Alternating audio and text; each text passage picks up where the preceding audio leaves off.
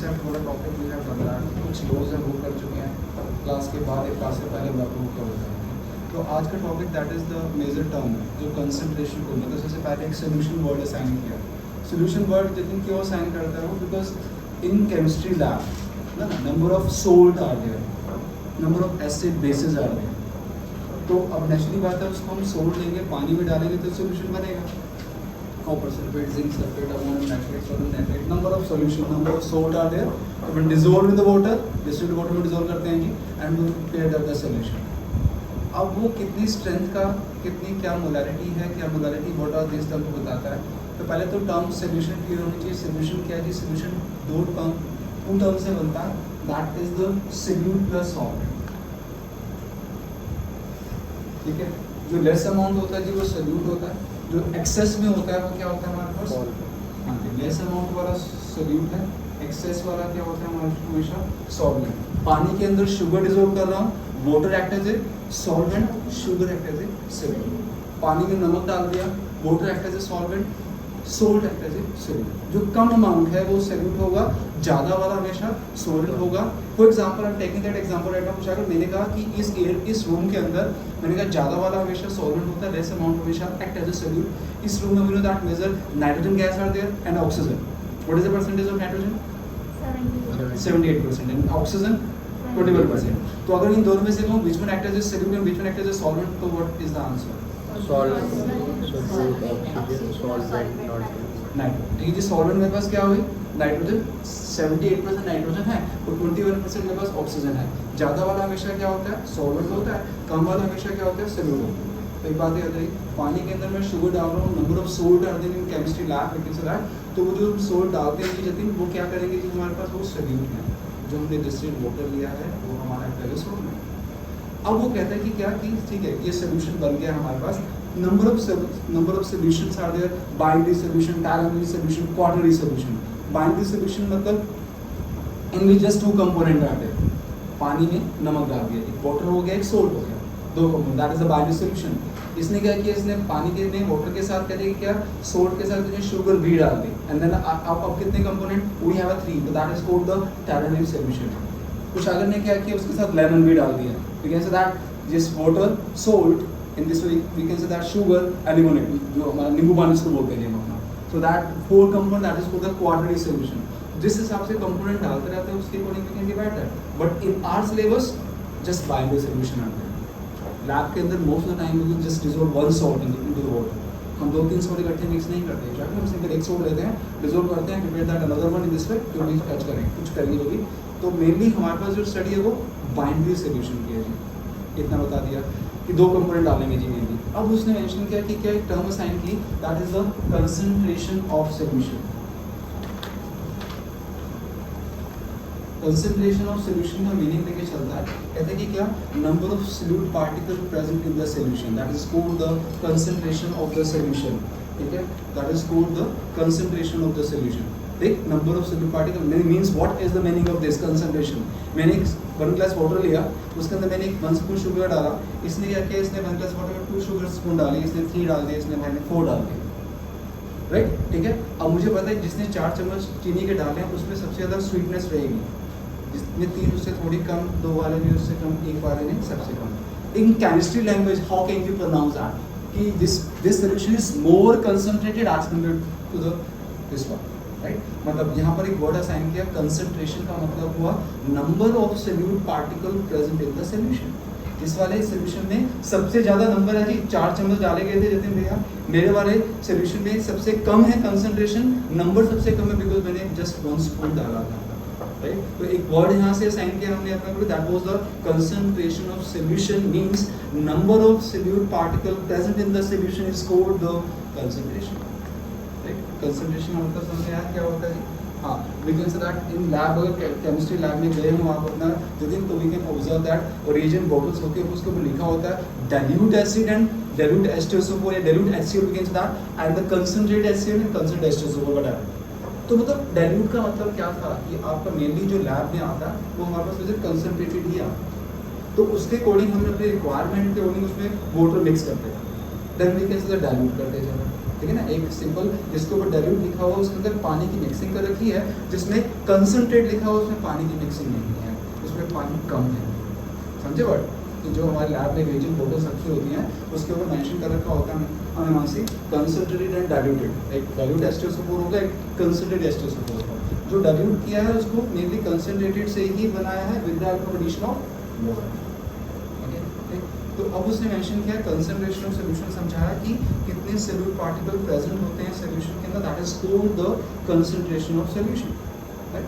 And अब वो कहता है इस सॉल्यूशन की कंसंट्रेशन को एक्सप्रेस करने के लिए we have some terms are there, mass percentage, molarity, mole fraction, normality not in our syllabus and CBSE में जो है वो नहीं मेंशन किया, but normality numericals are there in practical file, so normality को यहीं पर मैं कंप्लीट करवा दूँ क्योंकि प्रैक्टिकल में आने प्रैक्टिकल हमारे सिलेबस में 30 मार्क्स का प्रैक्टिकल है हमारे पास।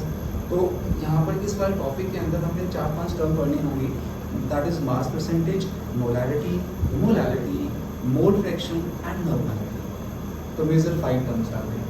सबसे पहले टर्म जो शुरू करता हूँ that is the mass percentage, ठीक है ना। इस वाले कंसंट्रेशन और सॉल्यूशन को समझाने के लिए उसने कुछ टर्म्स यूज की, ये सारी की सारी टर्म्स हमें क्या बताएंगी, कंसंट्रेशन ऑफ सॉल्यूशन के बारे में ही बताएंगे, ठीक है।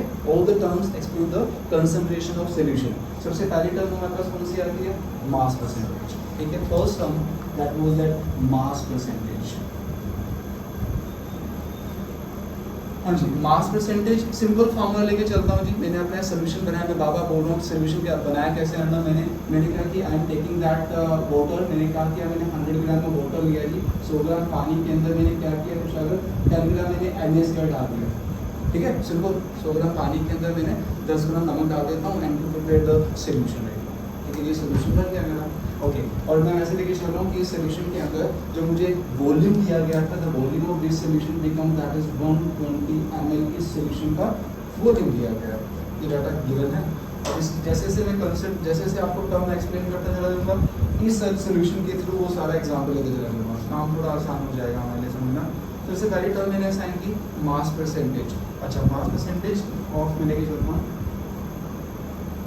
Of component, I am considering that कि सॉल्यूट के लिए सिंबल मैं लेके चलूँगा B और सॉल्वेंट के लिए सिंबल होगा A, ठीक है। एक सिंबॉलिक एक्सप्रेशन देने के लिए आई एम कंसिडरिंग दैट कि सॉल्वेंट के लिए मैंने B यूज़ करना है और सॉल्वेंट के लिए A यूज़ करना है सिंबल, और सॉल्यूट के लिए B सिंबल असाइन करना है। तो यहाँ पर मेरे पास ये 100 ग्राम पानी था, तो दैट इज द, ये क्या मेरे पास, that is the A and this is मेरे पास सॉल्यूट है, दैट इज द B, ठीक है। ये A है सॉल्वेंट, पानी को मैं A लेके चल रहा हूँ और सॉल्यूट को B। मैंने कहा मुझे मास परसेंटेज किस कंपोनेंट की निकालनी है, B की निकालनी है। सपोज दैट मुझे कहा गया calculate the mass percentage of the component B। हम अपने मार्क्स की परसेंटेज निकालते हैं, सिंपल मैथ लेके चलता हूँ। हम अपने मार्क्स की परसेंटेज निकालते हैं, कैसे निकालते हैं, marks obtain upon total marks into 100, same formula. कहता है कि mass of mass percentage component B की मुझे निकालनी है, तो मास of component B, mass of component B upon total mass of solution into 100। Okay, mass of component B कितना है मेरे पास, 10 ग्राम, ठीक है जी। अगर मैं डाटा के अकॉर्डिंग जो फिगर दी गई है उसके अकॉर्डिंग चलता हूँ, तो what will the values, we can say that mass of component B कितना था मेरे पास, जतिन 10 था। Jatin total mass of solution कितना हो गया, 100 ग्राम पानी में 10 ग्राम नमक डाला तो सॉल्यूशन का मास कितना हो गया, इट बिकम्स 110, ठीक है जी। 110 पुट कर रहा हूँ into 100, then we can get the mass percentage of component B। अगर हमें कुछ अगर कहना था कि mass percentage of component A निकाल दो, then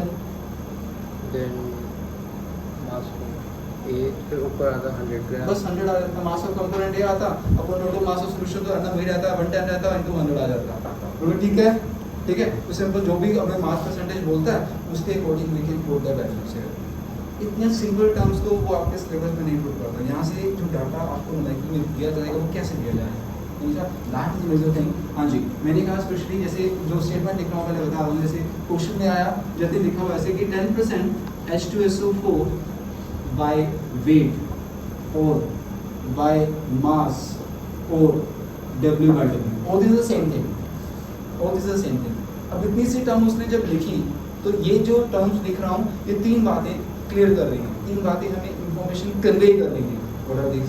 इसका मतलब क्या था, 10% H2SO4 बाय वेट लिख देता है, बाय मास लिख देता है, W बाय W लिख देता है। क्या मीनिंग था इसका? मीनिंग ये था कि 10 ग्राम H2SO4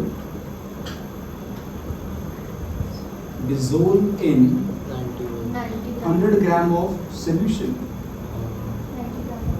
Means we can say that कि इसने हमें तीन बातें बताई कि मास ऑफ H2SO4 कितना है जी मेरे पास? मास ऑफ H2SO4 का 10 ग्राम। मास ऑफ सोल्यूशन कितना है जी?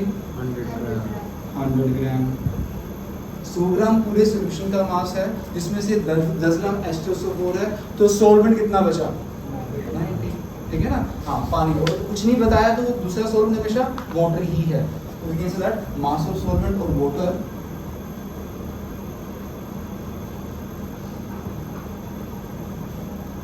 100 minus 10 that is the 90 gram. मतलब इतनी सी स्टेटमेंट जतिन देने से उसने तीन बातें हमें बता दी। H2SO4 सॉल्यूट का मास बता दिया, सॉल्यूशन का मास बता दिया, सॉल्वेंट का मास बता दिया। न्यूमेरिकल में तीनों टर्म हमें चाहिए होंगे। क्लियर है?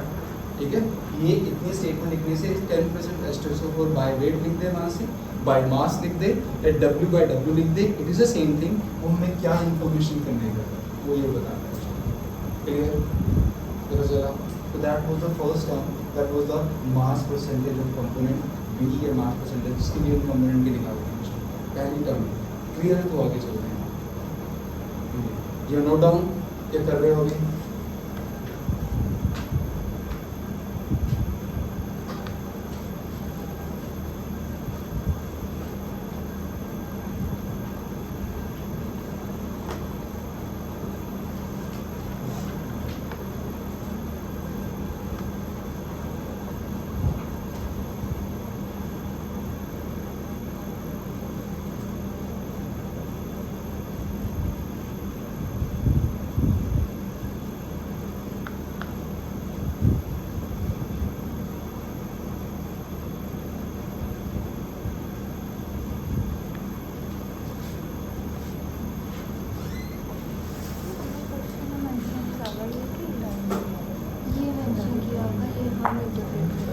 हम परसेंट को ग्राम में इंटीग्रेट करते हैं।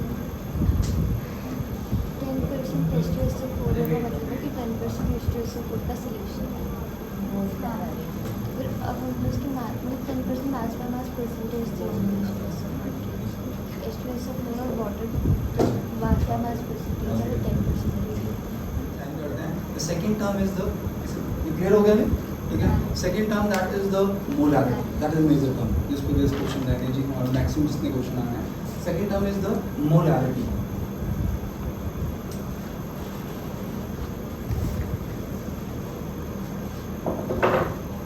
And what is the molarity? Molarity says that number of moles of solute dissolve per litre of the solution. 1 litre solution में जितने भी मोल्स ऑफ सोल्यूट डिसॉल्व होते हैं that is called the molarity. And recalling again, मैंने कहा number of moles of solute dissolve per litre of the solution that is called the molarity. ठीक है जी। जो डेफिनेशन मैंने असाइन की वही मैं फॉर्मूला बना रहा हूँ, है ना। मैंने कहा कि मोलैरिटी का सिंबल रहता है हमारे पास कैपिटल M होता है, ठीक है, इज इक्वल टू, मैंने कहा number of moles of solute, हाँ जी, that is the number of moles of solute dissolve per litre. Litre में क्या होता है? हमेशा वॉल्यूम होता है, ठीक है। तो अपॉन में volume of solution, volume of solution in ml into 1000। If we are taking that in volume in litre, अगर हम वॉल्यूम को लीटर में लेके चलेंगे जी तो 1000 से मल्टीप्लाई नहीं है, बट हमेशा मैक्सिमम टाइम, ठीक है, वॉल्यूम को हमने किस में लेके चलना है जी? ml में, या फिर centimetre cube. 1 ml 1 centimetre cube के को लेकर चलें। वो क्यों? बिकॉज मैं बता रहा हूँ कि लैब में वी हैव मेनली जो कंटेनर होते हैं, जो ट्रेडिशनल फ्लास्क है, बीकर है, मैक्सिमम 500 ml 500 ml तक के होते हैं, ठीक है ना। इंडस्ट्रियल स्केल पे, कमर्शियल स्केल पे जो तो तब होता है बड़े बड़े कंटेनर, बट लैब में हमारे पास स्मॉल बीकर आ गया, तो वहाँ पर वॉल्यूम हमेशा ml में चलने वाला है। तो हमेशा मैक्सिमम टाइम वॉल्यूम की हम ml नहीं लेते हैं, बहुत रेयर होता है कि we can take that in litre, right. हाँ जी। तो नंबर ऑफ, मैंने का डेफिनेशन क्या अनाउंस की मैंने देते हैं, मैंने कहा number of moles of solute dissolve per litre of the solution is called the molarity. ठीक है, जितने भी मोल्स ऑफ सॉल्यूट हमारे डिसॉल्व होते हैं एक्वियस सॉल्यूशन में उसको मोलारिटी का नाम असाइन करते हैं। अब वॉल्यूम ऑफ सॉल्यूशन अगर मैंने ये डाटा दे रखा है, जैसे मैंने कहा था 100 ग्राम वाटर के अंदर में 10 ग्राम NaCl डिसॉल्व किया था, the volume of the solution become 120 ml। Question में कहा गया find out the molarity of the solution. इस क्वेश्चन के लिए भी मुझे मोलारिटी बता दीजिए।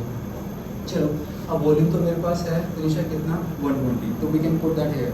अब बात थी कि नंबर ऑफ मोल्स, तो पूरी केमिस्ट्री में जब भी बात आती है सचिन कि आपको नंबर ऑफ मोल्स निकालना है, तो एक माइंड में फॉर्मूला सेट करना है, given mass upon mole mass. In this way we can find out the mole.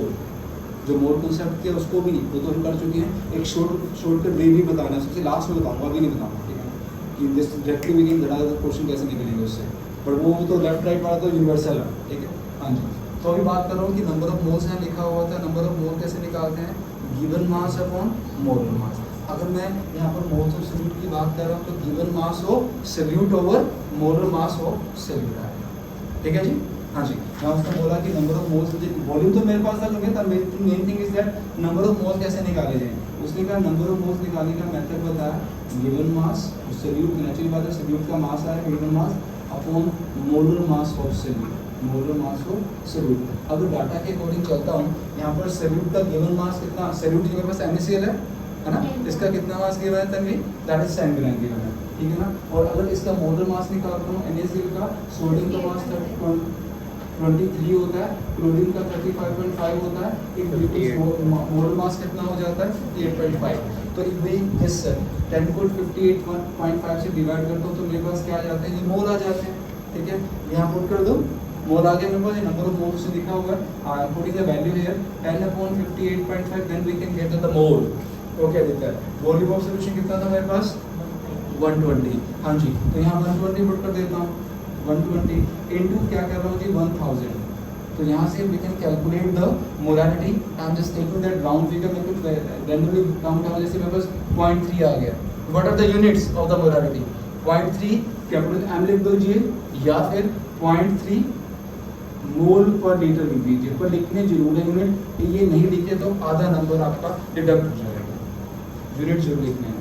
I am recording again, इस डाटा में मुझे कहा गया, इस डाटा दिया गया था, मुझे कहा गया मोलारिटी निकाल दो। हमने सबसे पहले जब भी कोई भी न्यूमेरिकल आता है firstly write on the formula, क्योंकि CBSE रूल आते हैं स्टेप मार्किंग आते हैं, ये भी गलत होता है तो आपने स्टेप लिखा तो इसके भी मार्क्स दिए जाएंगे। तो जब भी कोई भी न्यूमेरिकल सॉल्यूशन करना है, firstly write on the formula and then the put the values, that is sequence, that a way to turn the question, ठीक है।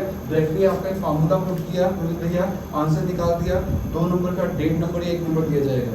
स्टेप मार्किंग है कि अगर आपने फार्मूला लिखा है तो ही मार्क्स दिए जाए, नहीं लिखा डायरेक्टली आंसर में निकाल दिया तो अभी मार्क्स आपको डिडक्ट कर लिए जाएंगे। स्टेप मार्किंग याद है, तो फार्मूला मस्ट है, जब भी कोई न्यूमेरिकल निकालते हो तो फार्मूला जरूर लिखना है, राइट, ठीक है। Okay, so that away to turn the molarity, तो उसने मेंशन किया जी this way number of moles. Main thing is that जब भी मैंने पूछा नंबर ऑफ मोल्स कैसे निकालते हैं, given mass upon molar mass, in this way we can find out the moles, ठीक है। अब यहाँ पर सॉल्यूट की बात हो रही है तो निशा नेचुरल बात है कि given mass of solute upon molar mass solute आएगा।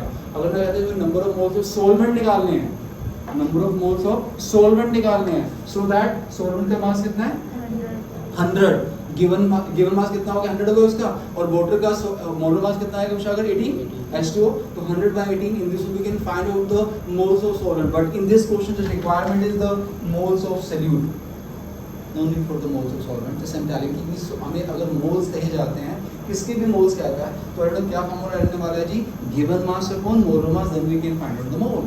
अब हम मोल जिसके बोलते हैं उसके अकॉर्डिंग वी मूव दैट। इस न्यूमेरिकल के अंदर मोलारिटी हमें हमेशा मोल्स ऑफ सॉल्यूट ही चाहिए होगा, तो given mass of solute over molar mass of solute, we can get that the mole आ गई, हम नीचे अपना वॉल्यूम प्लेस किया गया और यहाँ से हमें बस क्या आ गई, मोलारिटी आ गई। इतना निकालने के बाद यहाँ पर एक इक्वेशन यूज कर रहा हूँ जी, ठीक है, तभी that is the molarity equation. What was that molarity equation? Molarity equation is M1V1 is equal to M2V2, M1V1 is equal to M2V2। What is the meaning of this? Simple सा scenario लेके चलता हूँ। जैसे मैंने एक गिलास पानी का लिया, मैंने उसमें 3 चम्मच चीनी का डाल दिया, और after the addition of 3 sugar spoon we can feel that कि इसमें स्वीटनेस बहुत ज़्यादा हो चुकी है, चीनी मुझे अब कम करनी है, तो क्या करूँ, और पानी ऐड, और उसमें पानी डाल दीजिए, सिंपल। अब उसमें अगर पानी डालता हूँ तो volume that will be increase, ठीक है ना। एक सिंपल सा सिनेरियो था कि मेरे पास molarity suppose that I am consider कि मोलैरिटी मेरे पास मोलर कंसंट्रेशन सॉल्यूट की 4 थी, वॉल्यूम मेरे पास कितना था जी 100 था, आई एम कंसीडरिंग जस्ट, ठीक है ना। 100 ml मेरे पास पानी है, इसमें आपकी जो कंसंट्रेशन डाली है वो कितनी 4 मोलर सोल्यूशन की कंसंट्रेशन है 4 मोलर। अब जैसे इसमें उसमें पानी डालता हूँ, वो कहता है जी आपका वॉल्यूम आपने बढ़ा दिया उसमें 200, तो मोलैरिटी आपको कितने मिलने वाली थी, आपको 2 मिलने वाली। It means we can say that जो total m into v product है दैट रिमेन कांस्टेंट, समझे। पहले मेरे पास मैंने कहा यार मैंने 30 स्पून शुगर के डाले, ये सिंपल सी बात है, उसमें चीनी ज़्यादा हो गई, और मैंने कहा चीनी कैसे कम करूँ, जिस दिन आपने कहा कि पानी डाल दो, भाई मेरे पानी डालोगे तो लेवल बढ़ेगा, सिंपल बढ़ेगा। हाँ, पानी का लेवल बढ़ा, जो शुगर का कंसंट्रेशन है वो कम हो जाएगी, स्वीटनेस हमारी कम हो गई, ठीक है। जो प्रोडक्ट पहले कैसे प्रोड्यूस हुआ था, मोलैरिटी में कितनी थी सोल्यूशन की, पहले 4 थी, वॉल्यूम कितना था मेरे पास 100 था। जब आपने पानी और डाला तो वॉल्यूम इंक्रीज हुआ। वॉल्यूम किस रेट से इंक्रीज होता है, मोलैरिटी किस रेट से डिक्रीज होती है, जो प्रोडक्ट है m into v that remains constant. So in the numerical we can say that कि हमारे पास 3 टर्म रहती है Dinisha, we can calculate the 4th term that is called the molarity equation.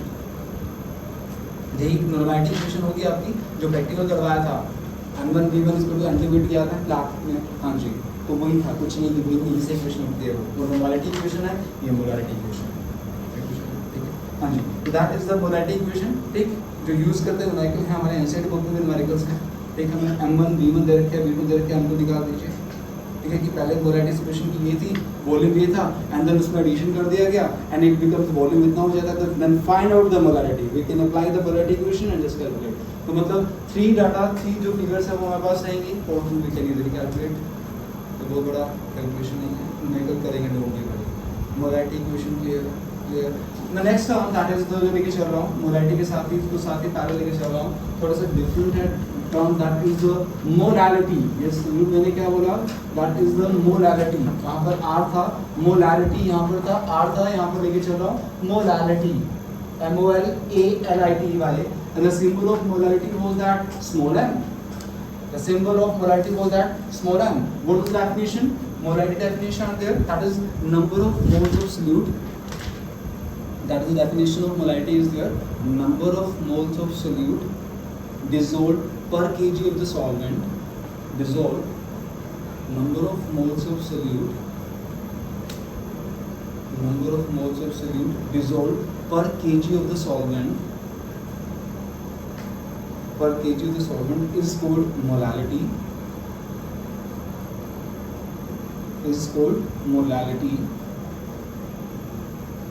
Represented by small m. Small m से उसको represent करते हैं. Represented by small n. And just जो definition, वही expression, वही symbol. Molality के केस में मैंने बोला number of moles of solute dissolve पर केजी, केजी में क्या होता है हमारे पास मास, डिसोल्व पर लीटर, लीटर में क्या होता है वॉल्यूम। मोलैरिटी के केस में क्या था, तो यहाँ पर वॉल्यूम था, यहाँ पर क्या जी मास है, और मास किसका है यहाँ पर, मास of solvent not solution, mass of solvent, again I am putting it in grams into 1000।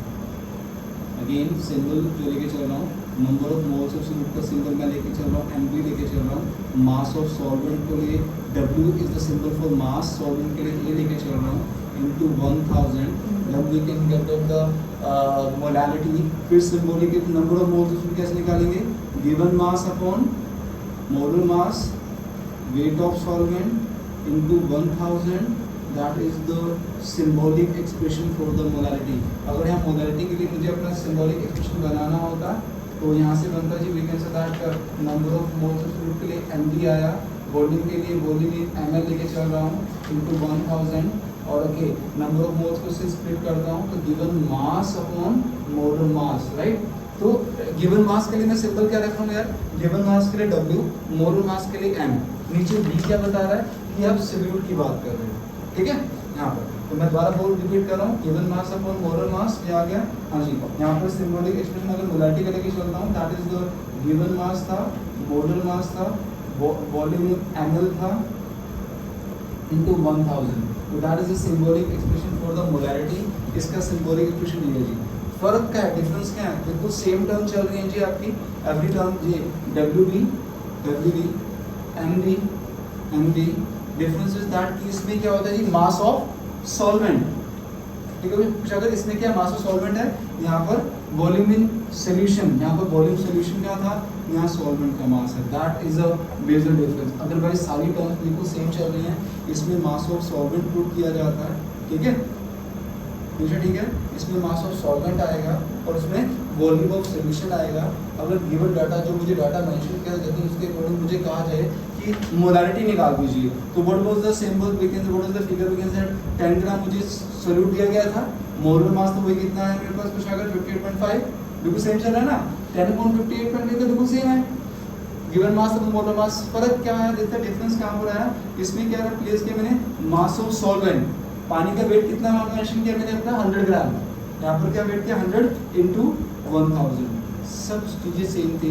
Difference कहाँ पर आया जी, यहाँ पर 100 ग्राम है, यहाँ पर 120 है, that is the major difference. We can say that कि मोलारिटी के अंदर क्या प्लेस किया जाता है, volume of solution, as compare to molality के अंदर क्या पुट करते हैं जी, हम अपना mass of solvent, that is the major difference between the molality and molarity, ठीक है। मोलालिटी इक्वेशन तो है M1V2 मोलालिटी इक्वेशन नहीं होती जी आपकी, मोलालिटी के लिए इक्वेशन होती है हमारे कुछ अगर मोलालिटी के लिए इक्वेशन नहीं है, ठीक है। मैं बिल्कुल that because of the mass, ठीक है। हाँ जी, तो इस केस में अगर मैं कैलकुलेशन करता हूँ तो वी कैन से दैट मैं जस्ट एक डाटा लेके चलता हूँ, वो मेरे पास कितनी 0.4 आ गया, कंसीडरिंग दैट जस्ट लाइक 0.4, आगे स्मॉल m लिख दीजिए या 0.4 मोल पर kg लिख दीजिए, both are the unit of the molality, ठीक है। यूनिट ऑफ मोलारिटी क्या है जी, स्मॉल m और मोल पर kg is the units of the molarity. एक मोलारिटी कैपिटल M से, मोलारिटी स्मॉल m से, बिल्कुल सेम टर्म चलती है जी। मोलारिटी की डेफिनेशन की मैंने कुछ आगे number of moles of dissolve per litre of the solution, as compare यहाँ पर क्या मोलारिटी के केस में क्या बोला मैंने, number of moles of solute dissolve पर kg of the solvent. Difference was that इसमें वॉल्यूम ऑफ सॉल्यूशन रहता है तभी इसमें मास ऑफ सॉल्वेंट रहता है, that is the major difference between the molality and molarity. Clear that, clear, okay. थोड़ा सा क्वेश्चन बताना जी मुझे अपना, ये सर ना भैया, ये एक मैं लेके चल रहा हूँ कि मोलालिटी है मोलारिटी है, which one is better, better in the sense कि टेम्परेचर चेंज करना है, टेम्परेचर चेंज कर रहा हूँ, टेम्परेचर चेंज करने पर कौन सी टर्म चेंज होगी, स्मॉल m या कैपिटल M, या कोई भी चेंज नहीं होगी। टेम्परेचर चेंज कर रहा हूँ, इन दोनों में से कोई टर्म चेंज होगी या कोई भी नहीं होगी, स्मॉल m और कैपिटल M टेम्परेचर का चेंज करता हूँ जी मैं अपना, तो which term that will change, या कोई भी टर्म चेंज नहीं होगी। टेम्परेचर चेंज करने पर मोलारिटी में चेंज आता है या फिर मोलारिटी में चेंज आता है या किसी में चेंज नहीं आता, think about this and then deliver.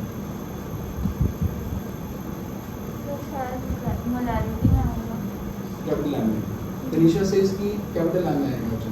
हाँ जी, अंडर में क्या कहते हैं, टेम्परेचर चेंज में आएगा, टेम्परेचर चेंज कर रहा, मैं टेम्परेचर चेंज कर रहा तो किसी में चेंज नहीं आएगा तेरे अकॉर्डिंग, दोनों में नहीं आएगा, दोनों में नहीं आएगा। हाँ जी, दोनों में चेंज आएगा, ओके, दोनों में आएगा। नाम क्या बोलिए, अक्षर, दोनों में आएगा। हाँ जी, मानसी जी, दोनों में नहीं आया, दोनों में नहीं आएगा। हाँ जी, तन्वी, कैपिटल M में आएगा, ओके।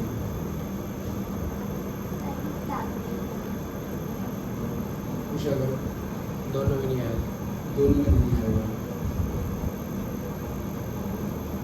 हाँ जी, सृजन, कैपिटल M, कैपिटल M।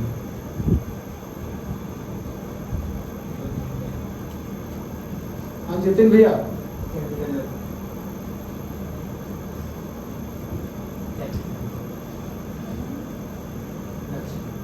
लक्ष्य।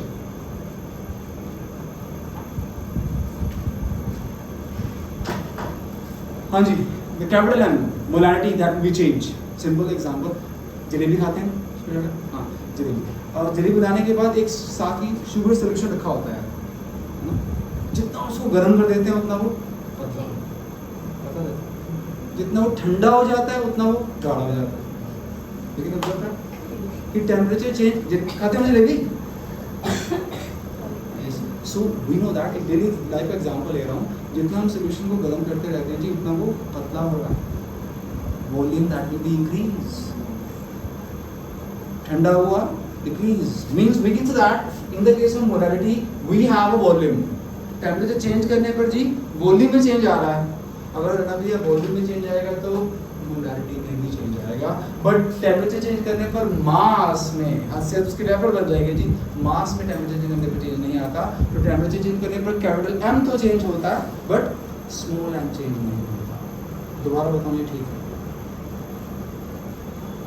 सो जल्दी भाई ठीक है, जल्दी तो आंसर ठीक है था, जल्दी ठीक था आंसर, ये देते हैं हमारे, चलिए ठीक है जी, हाँ क्लियर दैट, ठीक। टेम्परेचर चेंज करने पर वी कैन ऑब्जर्व दैट सबसे पहले आपको फार्मूला देखना है, यार फार्मूले के अंदर क्या हो रहा है, इधर वॉल्यूम था इधर मास था, टेम्परेचर चेंज करने पर मास तो कभी चेंज नहीं होता, तो वॉल्यूम में हमेशा चेंज होगा, so that when the volume changes molarity changes, right.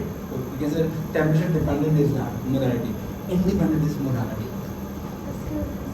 Mass percentage that is dependent on temperature not, mass percentage जो है वो टेम्परेचर डिपेंड करेगी या नहीं करेगी, अगेन दैट इज मास, बताया कि मास टेम्परेचर डिपेंड नहीं करता, तो मास परसेंटेज भी टेम्परेचर चेंज करने पर चेंज नहीं होगी। यही यूजुअली पूछे क्या क्वेश्चन है, सर वो जो W है वो मोल्स का रिप्रेजेंट, हाँ W नहीं सिंबल, मैंने अपने नंबर ऑफ n के लिए एक इक्वेशन आती थी, उस means to nRT, n small m shows that the mole, ठीक है, मोल के लिए सिंबल होता है n, n को स्प्लिट किया given mass upon molar mass, given mass के लिए I am taking the symbol W, molar mass के लिए capital M, subscript in that subscript, हाँ, तो that is the B stand for the solute, A stand for the solvent, ठीक है जी, ठीक, ये दोनों term clear, molarity and molarity, ठीक। The next term that is the mole fraction, ठीक है जी, next term that is the mole fraction,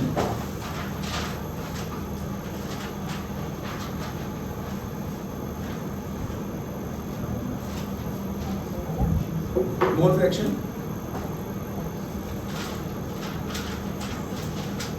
and the symbol of the mole fraction is the x.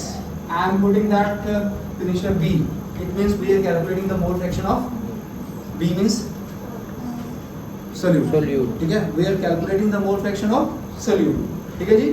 मैंने क्या किया, नेक्स्ट टाइम मैंने mention की mole fraction का सिंबल x होता है, x लिख दिया मैंने, यहाँ पर लिख दिया b, इसका मतलब मोल फ्रैक्शन में किसका कैलकुलेट करने जा रहा हूँ, B कंपोनेंट का, B मेरे पास क्या था, सोल्यूट था, तो मैं मोल फ्रैक्शन सोल्यूट का निकालने जा रहा हूँ, इसका निकालो बताता हूँ अभी, मतलब अभी मैंने कहा मोल फ्रैक्शन सोल्यूट का निकालना है। What was the definition of the mole fraction, write down, it is the ratio of the,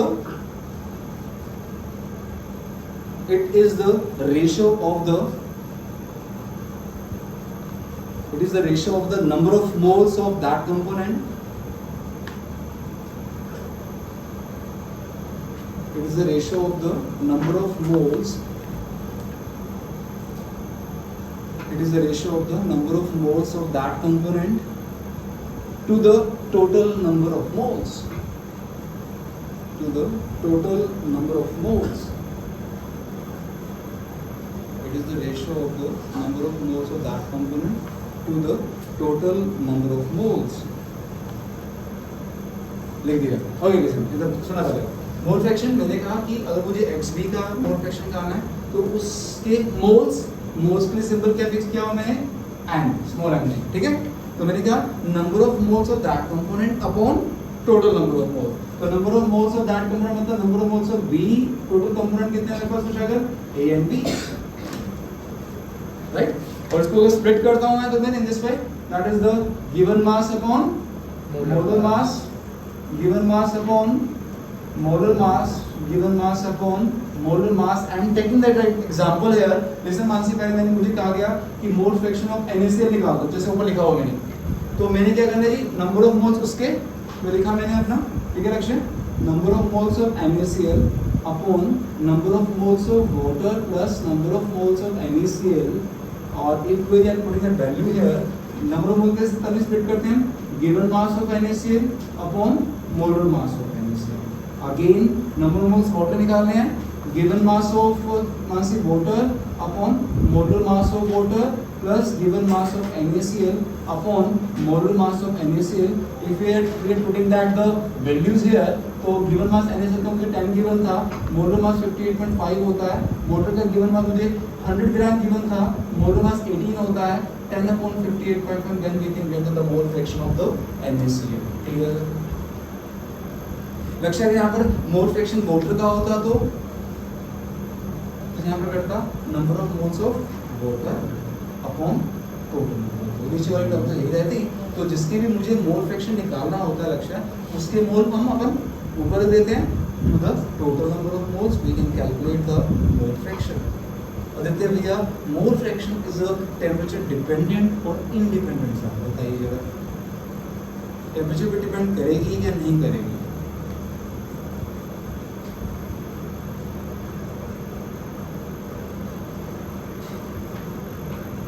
नहीं करेगी, पता नहीं, अंडा भी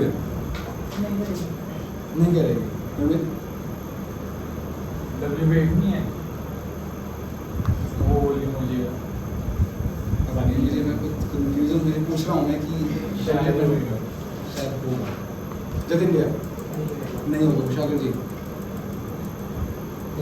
नहीं होगा, ओके सृजन अगेन हर बार वेट आ रहा है, मास given mass upon molar mass, given mass upon molar mass, given mass upon molar मास। भाई बोली तो कहीं आया नहीं, हर जगह मास है, और मास है तो we can say that again temperature independent, mole fraction भी temperature पे डिपेंड नहीं करता। जतिन भैया गुड सृजन,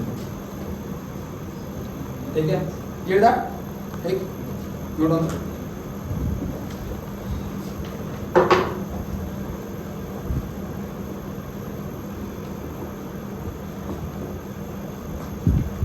फॉर्मूला अगेन मेंशन करते हैं कि sum of the mole fraction always equal to 1, मतलब अगर मुझे कहा गया मोल फ्रैक्शन दोनों में निकाल दो, ठीक है ना मुशागर, और मैंने यहाँ से कैलकुलेट किया मोल फ्रैक्शन NaCl का मेरे पास आ जाता है जिसको 0.2 आ जाता है भाई, ठीक है। तो कहते हैं कि आप पूरी कैलकुलेशन वाटर को निकालने के लिए हम क्या करेंगे, हम अपना अभी लक्ष्य पूछा था मैंने यार, मैं कहते मोल फ्रैक्शन वाटर का निकालना है, तो पूरी कैलकुलेशन में बढ़ेगी 100/18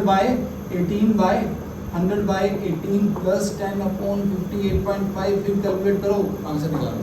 उसने बहुत सिंपल सा फार्मूला दे दिया, कहता है the sum of the mole fraction equal to 1 होता है, मींस XA प्लस XB 1, मतलब मेरे पास दो कंपोनेंट है, क्योंकि मेरे पास वाटर था, XA मेरे पास वाटर था, और B मेरे पास क्या था, इनिशियल NaCl था, क्या दोनों का मोल फ्रैक्शन 1 मिलने वाला है। एक मोल फ्रैक्शन आपने कितना निकाल दिया, कुछ अगर 0.2 निकाल दिया, तो नेक्स्ट के बाद यार दूसरे वाला कितना आने वाला है, बिकम दैट इज द 0.8। तो कहाँ ये बड़ी कैलकुलेशन, कहाँ ये सिंपल था। एक मोल फ्रैक्शन निकालने के बाद आपको हमेशा इस बात से जाना है, मार्क कहीं डिडक्ट नहीं होने हैं, पर ये काफ़ी इजी था as to convey this one ना, तो why we can choose this one. ऐसे भी आंसर आएगा, बिल्कुल आएगा, बट बेटर बता रहा हूँ कि इसमें चांसेस मिस्टेक की 101% गलती होनी है ना, से तो बेटर किस पे जा रहे हैं, इसमें नहीं चांसेस होगा।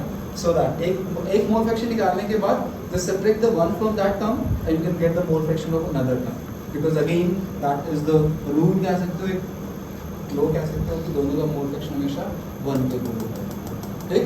तो एक मोल फ्रैक्शन निकालने के बाद दूसरे एकदम सिंपल 1 से सब्ट्रैक्ट करते हैं, we can get the mole fraction of another term. ऐसे भी कुछ आगे निकाल सकते हैं, और क्यों जाए, मार्क्स उतने ही मिलने हैं, कोई रिडक्शन होनी नहीं है, तो हमेशा इस पास से जाए, एक मोल फ्रैक्शन निकालना, दूसरा 1 से सब्ट्रैक्ट कर दो, दूसरे का आंसर आ जाएगा। क्लियर दैट, नोट कर लेना है सारा, हो गए जल्दी, नोट डाउन हो गए सारा, जल्दी कर, जल्दी शॉर्ट जल्दी कर।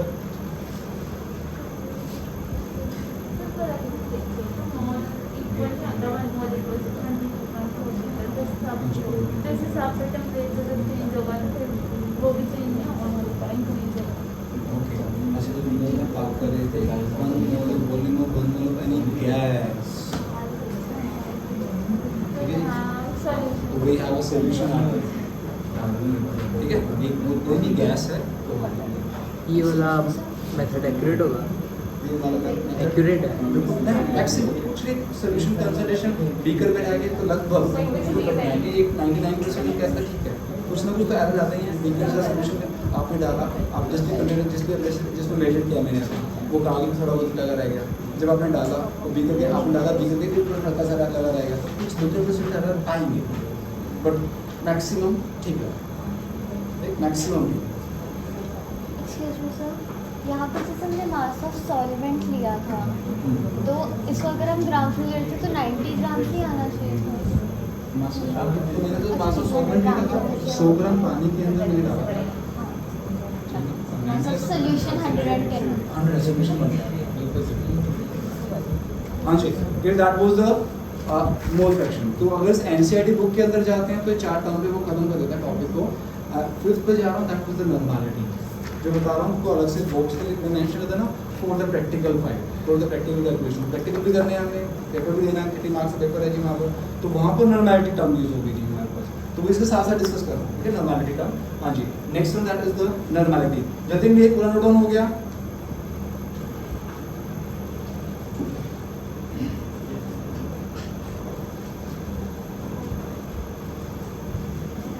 Next one, that is the normality. And what is the normality right now? Symbol is the N, capital N. Molarity के लिए capital M, molality के लिए small m, mole fraction के लिए x था, normality के लिए n है, ठीक है? Normality के लिए n है. Again the definition of normality, write down number, capital N का. Normality का simple capital N. Definition was that number of gram equivalents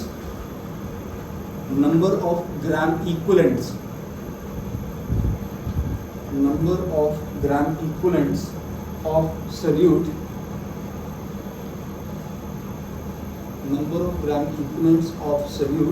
dissolved per liter of the solution,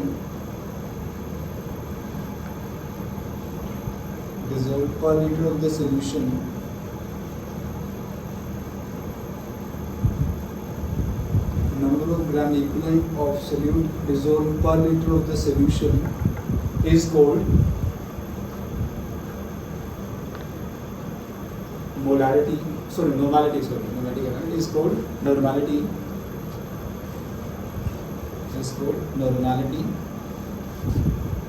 अब सुनना, पहले टॉपिक पूरा समझना फिर नोट डाउन करना, ठीक है? साथ में पहले समझना। नॉर्मलिटी का डेफिनेशन मैंने गई number of gram equivalents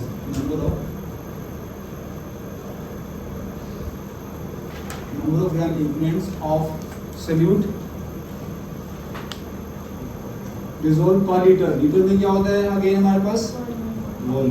Volume of solution. Again I am putting that only in ml into 1000.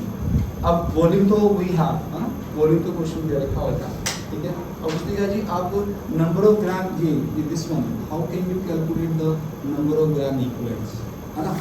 Moles से तो कहा था, मोल्स के केस में कहा था that is given mass upon molar mass, we can calculate the number of moles निकालते हैं। बट अब बात थी कि नंबर ऑफ ग्राम इक्विवेलेंट कैसे निकालते हैं। उसने कहा सिंपल फॉर्मूला की चला again given mass upon equivalent mass.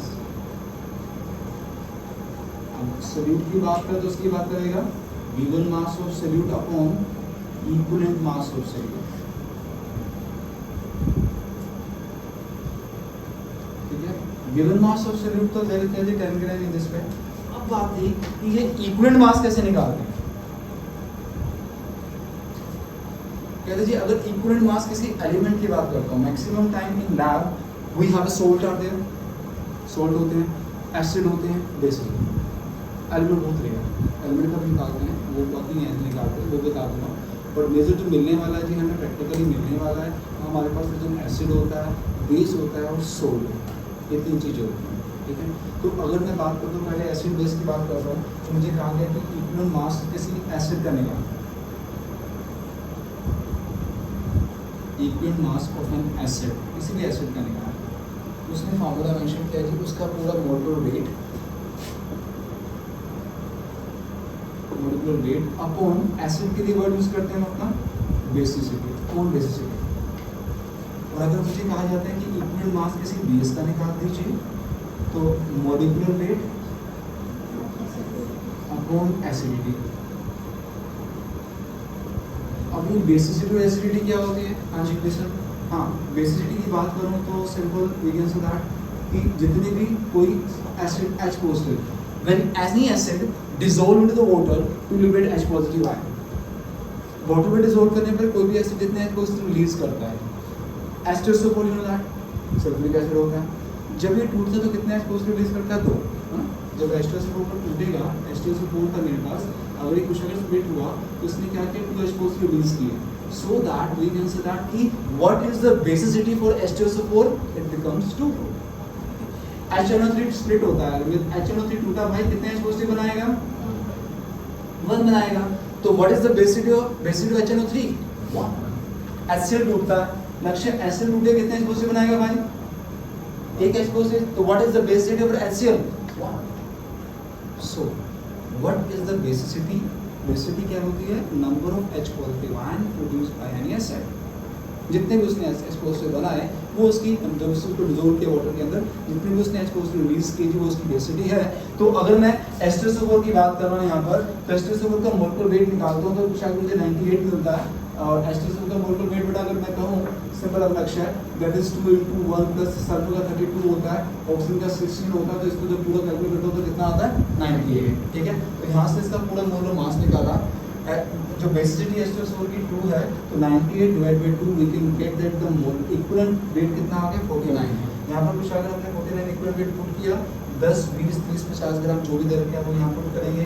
We can calculate the gram equivalent volume हमारे पास था, we can easily calculate the major thing is missing वो दैट कि इक्विवेलेंट मास कैसे निकाला। ये बात थी एसिड के लिए।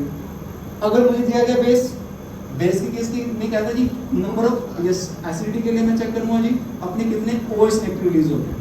ठीक है, ओके। NaOH को स्प्लिट करता हूं, NaOH को स्प्लिट करने पे कितने OH मिलने वाले हैं? 1। तो what is the acidity for the NaOH is 1। Calcium hydroxide formula, okay, what is the formula calcium hydroxide? COH twice। Okay, Ca2 positive 2 OH negative. लक्ष्य कितने OH मिल रहे हैं? 2। तो what is the acidity for the calcium hydroxide? What is the formula of aluminum hydroxide? ALOH thrice ना, ठीक है ना। और इसके टूटने में लक्ष्य मुझे कितने मिलने वाले हैं भाई? मुझे 3 OH मिलने वाले हैं। तो जो भी इसका पूरा मोलर मास आता है divided by the acidity, we can get the equivalent weight of that base. ठीक है, ये हाँ जी, एसिड हो गया, बेस हो गया, मैंने कहा मुझे लैब में सोल्ट भी मिलने वाले हैं। ठीक है, तो equivalent mass of compound, you can say that salt, whatever, ठीक है।